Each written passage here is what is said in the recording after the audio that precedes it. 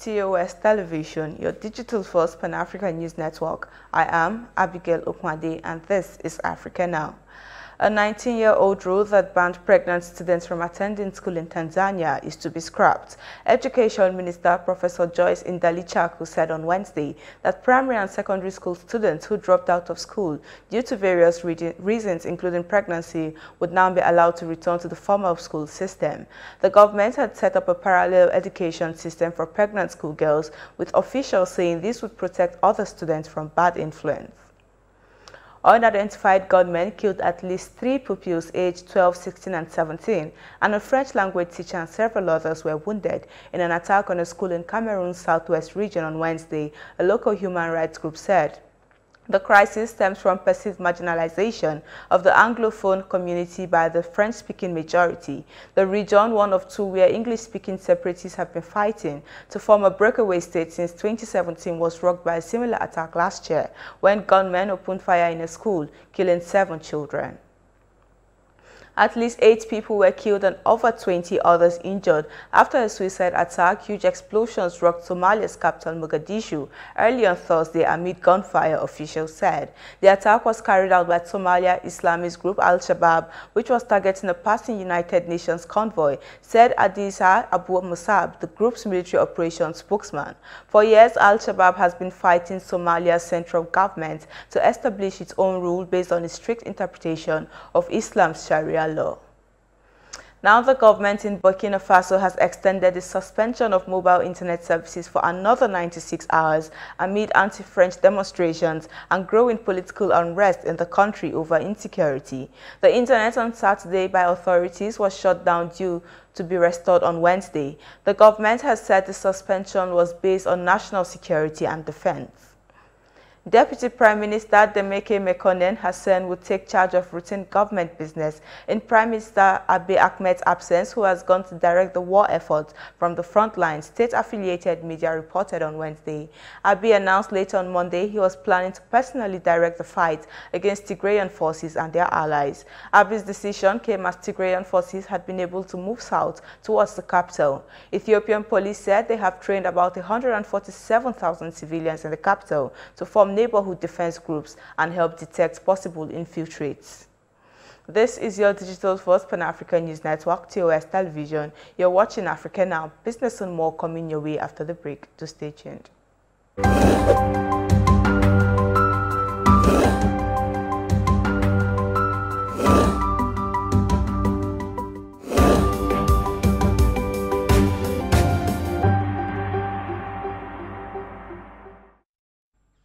Welcome back in business.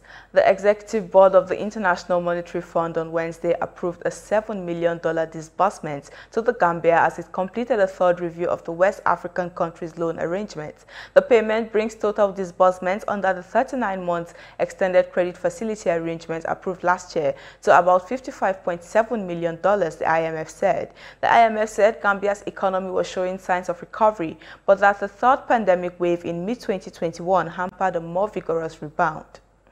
Finance Minister Zainab Ahmed said Nigeria is considering a transport subsidy for its poorest families to cushion the effect of an eventual removal of a petrol subsidy.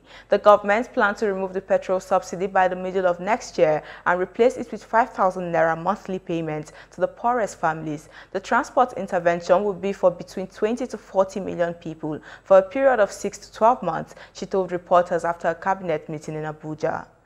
Now moving away from business, the Democratic Republic of Congo is pushing to develop domestic battery manufacturing capacity in cobalt-rich nation to add value to its export of minerals such as cobalt and copper, the government said on Wednesday.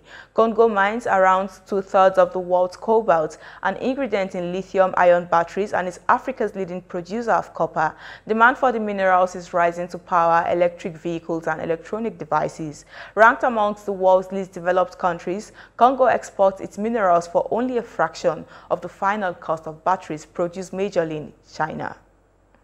The Democratic Republic of Congo has been endorsed by the Council of Ministers to join the East African Community as the 7th member state. An EAC team visited DRC from June 26 to July 5 to verify the country's level of conformity to the treaty for the establishment of the EAC. The report tabled by the Council of Ministers said the DRC, which shares borders with 5 of the EAC partner states, has a sense of belonging and attachment to the EAC socially, economically, historically, culturally, and geographically.